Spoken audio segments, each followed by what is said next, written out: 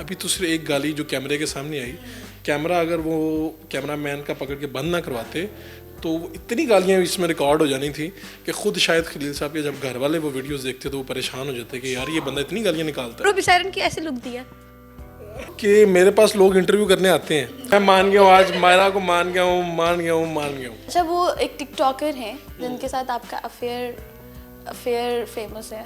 दोस्ती थी है और बस दोस्ती है। ऐसे तो ये सख्त लोड़ने हैं, पर यहाँ पर ये पिघल गए।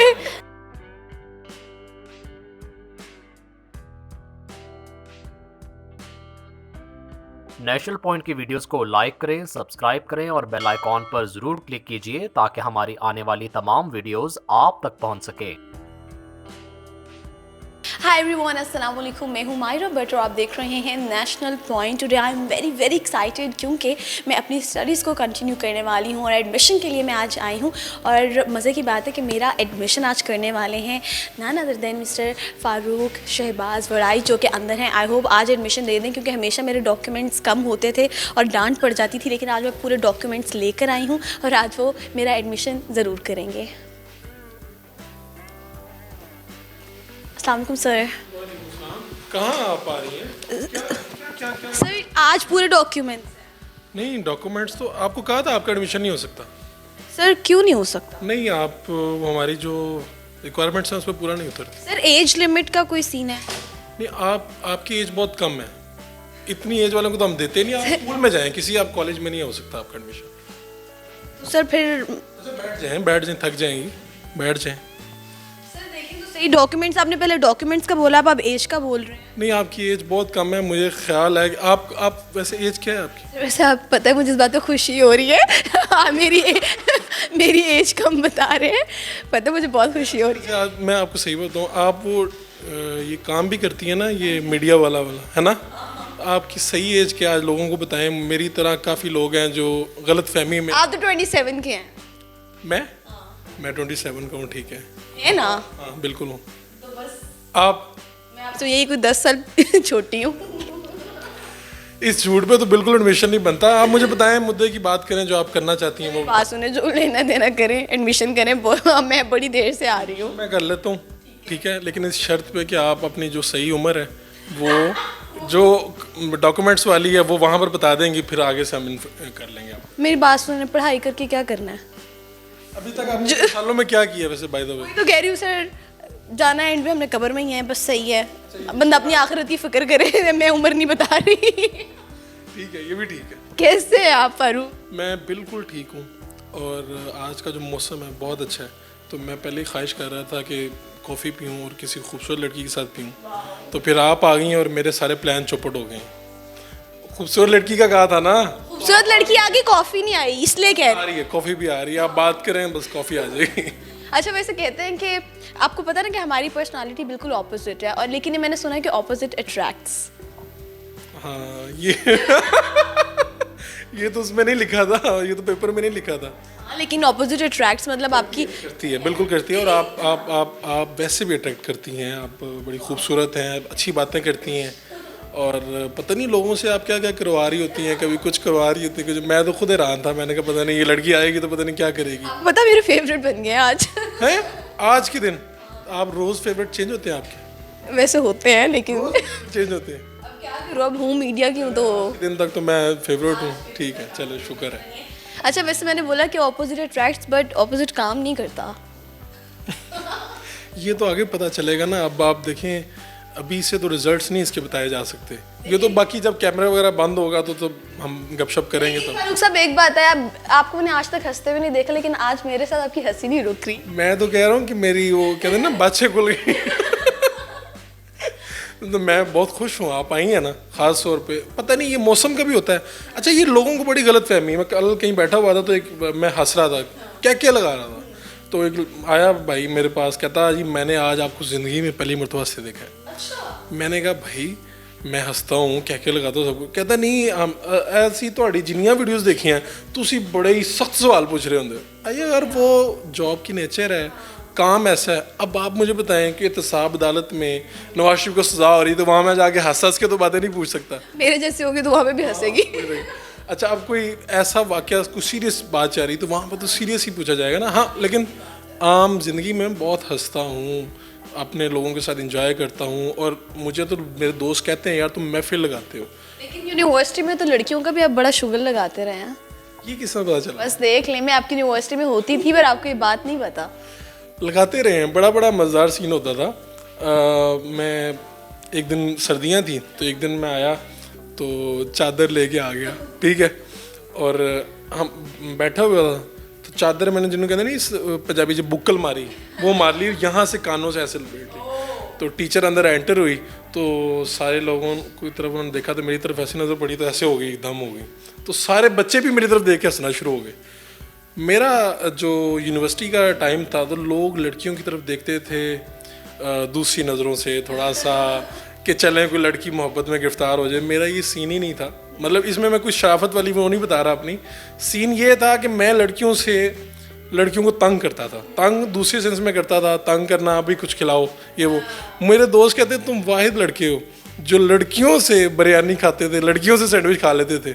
हम तो लड़के तो लड़के अच्छे रह गए फिर तो भाई। बहुत अच्छे रहे हैं, मैंने तो बड़ा एंजॉय किया अपना यूनिवर्सिटी का टाइम ना, बहुत इंजॉय किया। मैं आज भी उन दिनों को याद करता हूँ। लेकिन आपने बेशक किसी लड़की से मोहब्बत नहीं की, लेकिन एक राइटर से मोहब्बत किया ना आपने।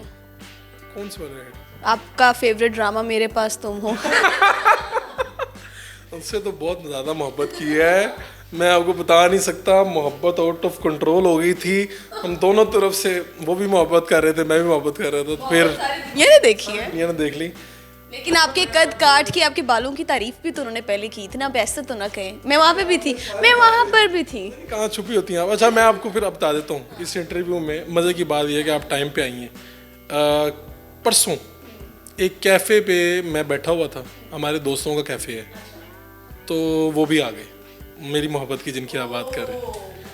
अब वहाँ पर दोस्त एक्सपेक्ट कर रहे थे कि यहाँ पे कुछ सीन बनेगा, ठीक है, क्योंकि आपको पता है मैं कोर्ट में भी गया हुआ हूँ उस बात पे। तो मेरे दोस्त मुझे बताएं, कहते तो होते ना आपके साथ 10 समझ की कर रहे हैं। मैंने कहा भाई कोई बात नहीं, वो मसला था एक, कोई मसला नहीं। फिर मैं उनके पास से गुजरा तो मेरे ख्याल में उन्होंने ये सोचा तो होगा कि मेरे पास से गुजरा, मेरा हाल तक ना पूछा। मैं कैसे मान लूँ वो दूर जाके रोया है। मैं उनके पास से गुजर गया, वहाँ पर हमारी एक MP खड़ी थी। क्या करता है वो, लेट जाता जाके। कुछ तो करते, इतनी मोहब्बत दी उन्होंने आपको। उन्होंने बड़ी मोहब्बत दी है, आपका भी बनता था इस बार मोहब्बत देना, बस मैं नहीं दे पाया वो। एक सवाल, ऐसा कौन सा सवाल उनको चुभ गया था आपको? अच्छा, अब हर जगह पे मैं बताती हूँ, आपने वो औरत से रिलेटेड किया था कि गाली देना कोई फर्ज है। अब मैं यहाँ पे भी थी, बताएं। अब नहीं पता, मुझे पता है ना, मैं यही बात कर रहा हूँ ना, आपको पता है ये सारी बात। आप मुझे बताएं उस सवाल में ऐसा क्या था कि उसके ऊपर वो गाली ही देते? बिल्कुल कुछ नहीं था, बिल्कुल कुछ नहीं था। तो अब जो आपको गालियाँ पढ़नी है इसके बाद, उस एंकर ने खलील रहमान कमर की मुखालफत कर दी, अब आपके साथ क्या होगा? आपको तो पता होना चाहिए, मैं तो चाहूंगी कि पढ़ें। मैं बताता हूँ आपको, वहाँ पर कुछ लोग ऐसे बने थे जो बाद में यूट्यूबर बन गए और उस वीडियो के ऊपर बने। मतलब वो कैसे बने मैं बताता हूँ, राज खोलता हूँ, खोलना तो नहीं चाहिए लेकिन चलो, कई लोगों की कमाइयाँ उन्होंने काफ़ी कर ली हैं, अब खोल देता हूँ। उन बेचारों की उन दिनों में कोई वीडियोस नहीं चल रही थी। ये जब सीन हुआ, मेरे जानने वाले थे, मेरे जूनियर से कुछ वहाँ के, उन्होंने क्या किया, वहीं पे बैठ के वीडियोस बनाई कि भाई ऐसी कोई बात नहीं हुई, खलील साहब को ये नीचे से मेरे ख्याल में कुछ तंग कर रहे थे, पता नहीं टांगे मार रहे थे। मतलब उनके कहने का लुब्बे लुआब यही था कि जी उस एंकर ने इतना तंग किया, खलील साहब कभी कुछ मुंह से निकालते ही नहीं हैं, लेकिन इतना तंग किया कि वो मजबूरन उन्होंने फिर गालियाँ निकालना शुरू कर दी। अभी तो सिर्फ एक गाली जो कैमरे के सामने आई, कैमरा अगर वो कैमरा मैन का पकड़ के बंद ना करवाते तो इतनी गालियाँ इसमें रिकॉर्ड हो जानी थी कि खुद शायद खलील साहब के जब घर वाले वो वीडियोस देखते तो वो परेशान हो जाते कि यार ये बंदा इतनी गालियाँ निकालता है। वैसे पता होगा उन्हें निकालता है, तो मुझे कोई मसला नहीं उन पर। मेरी रिस्पेक्ट से ज़्यादा मुझे ये प्रॉब्लम था, जैसा आप ये माइक पकड़ के आई ना तो इसकी एक इज्जत है, ठीक है, तो मैं आपको गाली नहीं दे रहा, मैं इसको, ठीक है। ये थोड़ी सी एक बातें थी जो मेरे ख्याल में कि मुझे थोड़ा महसूस हुआ कि यार ये ज़्यादती की है इन्होंने। आपने कभी किसी के साथ ज्यादती नहीं किया, किसी को तंग नहीं किया है। वो तो उस्मान उजार वाला भी ऐसे ही बन गया। आप तंग थोड़ी ना करते हैं, आप तो बस सिंपल सवाल करते हैं, सर जी आपको फाइलें पढ़ने नहीं आती, और सर जी वो कहा गया है कि 4 महीने तक आप उतर जाएंगे, है ना, ऐसे सवाल करते हैं। और वो बेचारन की ऐसे लुक दिया। ऐसे ही मेरी उनके साथ अच्छी दोस्ती हो गई है। हाँ, मैं उनके खिलाफ कोई बात नहीं करूँगा। तो खिलाफ कहीं नहीं देखिए उस्मान बुज़दार साहब ये 2 बातें इन्होंने की थी। हाँ, आप दोबारा याद करवा रही हैं उन्हें। मुझे एक बात बताएं कि आप ये कहाँ से सारी बातें जान के आई हैं? वैसे मैं मैं सरप्राइज हूँ खुद। मैं क्या आपके साथ साथ होती हूँ हर जगह। उस्मान बुज़दार साहब के बारे में 2 मिनिस्टर बैठे थे और वो आपस में हंस रहे थे और हंस रहे थे यार ये बहुत ही फारिग है। वो बेंच पे बैठे हुए थे ना। हाँ हाँ ठीक। मुझे पता है सारे रिपोर्टर्स को साइड पे कर दिया, आप शरीफ बनकर ऐसे बेंच पर बैठे हुए थे फिर एकदम आपने उठ के, आप वही थे ना? मैं वही था। मैं बताता आप मानते हैं, मुझे सब पता है। अब सारी बात आपको मैं मानता हूँ। आपने मुझे मज़ा इस बात का आ रहा है कि मेरे पास लोग इंटरव्यू करने आते हैं लेकिन उनको आधी बातें पता होती हैं, आधी नहीं पता होती। ठीक है, मैं मान गया हूँ, आज मायरा को मान गया हूँ। आपको ये नहीं पता मैं जिन हूँ? मुझे पता चल गया था जब आप एंटर हुई ना, एक लुक से पता चल गया था। वो ना मैं बैठा हुआ था ऐसे ही शरीफ बन के, तो मैं गया भी पहले दिन था वहाँ पे, मुझे भेजा गया था चैनल की तरफ से। सलाम दुआ ले रहे थे आप सबके? तो वो ना बाकी सब लोगों को तो उन्होंने पकड़ लिया जो बड़े बड़े रिपोर्टर थे वहाँ के, मायानाज। मैं चुप करके ऐसे बैठा रहा।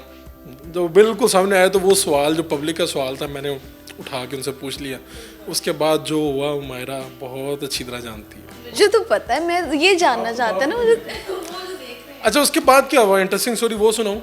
वो तो जवाब देने भी लगे थे आपको? जवाब देने लगे थे ये भी पता है मुझे। कि उनका जो स्पोक पर्सन है उन्होंने रोक लिया। उसने कहा आप ना दें। वो मुड़े थे, अगर आपने वो देखा हो, बल्कि हाँ बारीकी से देख रही आई हूँ सब कुछ। फिर उन्होंने अंदर बुला के कहा आप कहाँ से हैं? अच्छा। हाँ, आपका ताल्लुक कहाँ से है? मैंने बताया मेरी और आपकी डिवीजन भी एक है, डीजी खान डिवीजन। उसने कहा इनको बताएं ना सही कि हम कितना काम करते हैं। लोगों को बोला, अपने स्टाफ अफसर को बुलाया और मुझे अंदर भेज दिया। वहाँ पे जितने डीजी खान के लोग बैठे थे, सारी बात उन्होंने सबने यही कहना था बहुत अच्छा काम कर रहे हैं। तो वहाँ एक लड़के ने एक तबसरा किया, मेरे दोस्त अगर नाराज़ ना हो तो मैं बता भी देता हूँ। तो उसने कहा कि मैं इनका अकाउंटेंट रहा हूँ, इनके वाले साहब का, इनके भाइयों। तो ये इन सब भाइयों में अल्लाह लोग हैं, साईं लोग हैं। बताना वो ये चाह रहा था कि ही इज़ वेरी इनोसेंट, लेकिन बताया ये गया कि उसने कहा इसके बाकी भाई बहुत तेज़ हैं, ये है वो है। तो ये बातें करके हम वापस आए, तो फिर बल्कि बुज़दार साहब उसी मीटिंग में अंदर आए। तो उन्होंने कहा सब ठीक है ना? मैंने यही कहना था सब ठीक है। मैंने कहा अभी ताज़ा मामला हुआ है। लेकिन वो एक आप भी बिल्कुल उस्मान बुज़दार साहब जैसी हैं, इनोसेंट। बस 1-2 मामलात हो गए थे जिसकी वजह से आप अपनी एमए इंग्लिश कंप्लीट नहीं कर सके थे। वैसे वो क्या हुआ था? यार एमए इंग्लिश, मेरे घर वाले समझते थे कि एमए इंग्लिश कर लेगा ना तो नौकरी मिल जाएगी। तो मामला ये हुआ था कि यार यूनिवर्सिटी थी और एहतजाज हो रहा था। मेरा कद ज़रा लंबा था, मैं खड़ा हुआ था और उन्होंने कहा शायद यही है जो लीड कर रहा है, ये है वो है। उन्होंने बुला लिया, मुझे धमकियाँ शमकियाँ लगाई। मैं धमकियाँ सुन के ज़्यादा गुस्से में आ जाता हूँ। तो मैंने उन्हें कहा कर लें जो करना है। फिर उन्होंने कर लिया, यूनिवर्सिटी से निकाल दिया मुझे और मेरा एमए इंग्लिश कंप्लीट नहीं हुआ, वरना आज यहाँ पर इस कौम को एक मज़ीद एमए इंग्लिश मिल जाता। ज़बरदस्त। एमी आप बैठ के मेरा एडमिशन कर रहे थे फिर? मैं तो खुद भी इस तरह एडमिशन लिया, जिस आप जोर ज़बरदस्ती से आएंगे ना एडमिशन लेने, मैं भी इस तरह लेता रहा हूँ एडमिशन। अच्छा, वो एक टिकटॉकर हैं जिनके साथ आपका अफेयर फेमस है, सबको पता। इसमें छुपाने वाली क्या बात है? देखिए ये ऐसी चीज़ें छुपती ही नहीं है। कौन है वो? उनका नाम बताएं, मुझे नहीं पता। नाम मैं बताऊं? अच्छा नहीं लगता। मैं नाम लूंगी, आप खुद नाम लें, आपकी हैं वो। देखो अगर तो उन्होंने बताया, उन्होंने ऑन कैमरा बताया कि ऑफ कैमरा बताया? नहीं फिर तो नहीं। ऑन कैमरा 2 बातें बताई थी, वो आप बाद में देख लीजिएगा। आपको फिर खुद होगा कि काश मैं भी बताता, इसलिए मैं कह रही हूँ बता दें। यार दोस्त थे हम बहुत अच्छे और अभी भी शायद हैं, अगर आप उसी की बात कर रही हैं। हाँ नाम तो लें। अगर आपने नहीं लिया, मेरे पर चलते हैं। वो कहते हैं ना यहाँ पे कुछ लोग हैं जिनका नाम नहीं लेना चाहिए। यार वो अच्छा नहीं लगता, पता क्या मतलब ये कि हमारी दोस्ती को लोगों ने ना ऐसे स्कैंडल बनाए हुए हैं लोगों ने। मतलब मेरा आज तक अच्छी बात है फेमस हो जाएंगे, मैं तो बनता ही नहीं स्कैंडल। मैं तो चाह रही हूँ बने मैं फेमस। मेरी बात सुन लेना। आप कुछ ना कुछ आज पूछ के जाएंगी। दोस्ती थी, है और बस दोस्ती है, और कुछ नहीं। खत्म हो गया अब सब कुछ। सब कुछ तो मेरी तरफ से खत्म। ना जब मेरी बात सुना, आप खुद बोल रहे हैं कि सिर्फ दोस्ती थी, तो आपको नाम लेते हुए क्या याद? तो फिर चोर की दाढ़ी में तिनके वाली बात है। बात सुन ले, 2-3 मेरी दोस्त हैं जो टिकटॉक पे भी बड़ी फेमस है। आप तीनों के नाम ले हैं, सुन लेना। अब मैं 4-5 नाम ले देता हूँ। मायरा भट्ट, बुशरा, कवल आफ्ताब, हरीम शाह उसके बाद बाकियों को रहने दो, ठीक है। मायरा बट नाम तो लिया नहीं, लेकिन फेवरेट तो आप हरीम शाह के हैं। तो उसने ऑन कैमरा कह दिया कि मैं फेवरेट हूँ उसका। उसको मुझे जब हम दोनों मिले थे, हम दोनों इंटरव्यू के लिए मिले थे बेसिकली। शुक्र क्लियर कर दिया। हाँ, तो इंटरव्यू के लिए मिले थे तो उसने तब भी मुझे कहा कि मुझे आपकी तबीयत बड़ी धीमी धीमी है। तो मैं अब उन लड़कियों को मैसेज देना चाहता हूँ जो बहुत सी लड़कियाँ देख रही हैं और वो इस बात से कि यार मैं गुस्से वाला हूँ। मैंने देखे सारा इंटरव्यू हंस के दिया, मुस्कुरा के दिया। वैसे तो ये सख्त लोड़ने हैं, पर यहाँ पर ये पिघल गए। लड़कियों के आगे ये पिघल जाते हैं। मायरा आज आपने मेरी मार्केटिंग भी थोड़ी सी कर देनी है, ठीक है। तो वेलकम जनाब, जो भी आना चाहे, मतलब मिलना चाहे मिल जाए, ठीक है। शादी अनकरीब, सबसे पहले आपको बताऊंगा।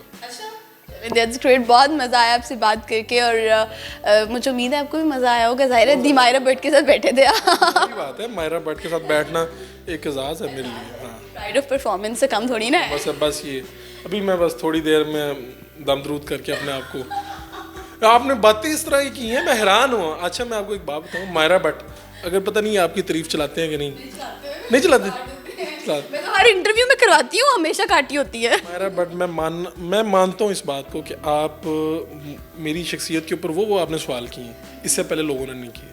और मैं हैरान हुआ हूँ कि आपने क्या क्या देखा है, क्या क्या पूछा है, किन किन से आप मिली हैं, पता नहीं इस साजिश में कौन कौन शामिल है, लेकिन मुझे मज़ा आया। बहुत मज़ा आया आपके साथ और मैं उम्मीद करती हूँ आपको भी मज़ा आया होगा। एंड पर मैं चाहूँगी कि जितने भी आपके फैंस हैं, नेशनल पॉइंट के व्यूअर्स हैं, उनके लिए कोई मैसेज दे दें। उनके लिए मैसेज यही है कि शॉर्टकट ना ढूंढो, मैं खुद नहीं ढूंढता। और हाँ, कुछ है तो कुछ करो, अपने अंदर पहले ये देखो क्या है, उसको पहचानो और कुछ कर गुजरो। मायरा भट्ट की तरह इधर उधर जाओ, कुछ ना कुछ करो। It's great. मैं उम्मीद करती हूँ कि आपको आज का इंटरव्यू अच्छा लगा होगा। अगर आपके जहन में कोई भी सवाल है या वो लड़कियाँ जिनको इन्होंने धोखे दिए हैं वो देख रही हैं, तो आप कमेंट्स के ज़रिए मुझे बता सकती हैं। अपना रखिएगा बहुत सारा ख्याल। Take care. अल्लाह हाफिज़।